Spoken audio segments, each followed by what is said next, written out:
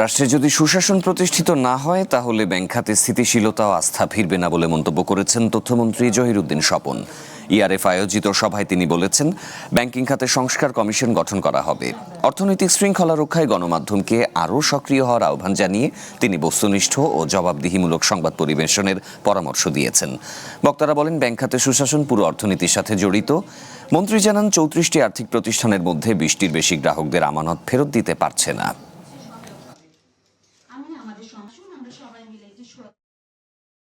দেশের রাজনৈতিক প্রক্রিয়া রাষ্ট্র এবং সমাজের মধ্যে সেই সুশাসনকে নিশ্চিত করতে পেরেছে কি পারেনি, যতটুকু পেরেছে ওই প্যারামিটারের মাপেই কিন্তু ব্যাংকিং খাতের সুশাসনের জন্য গণমাধ্যমের ভূমিকা কিন্তু ওই প্যারামিটারের খাতেই কিন্তু ওটা কিন্তু নির্ধারিত হবে। সুশাসন নিশ্চিত করার ছাড়া কোনো বিকল্প নেই এবং সেক্ষেত্রে গণমাধ্যমের ভূমিকারও কোনো বিকল্প নেই। আমরা ব্যাংকিং খাতের মতো এরকম ক্ষেত্রে আমাদের সংস্কার, আমাদের পরিবর্তন, আমাদের মেরামত ইত্যাদি চিন্তাগুলিকে আমরা কমিশনের মধ্যে আনবই।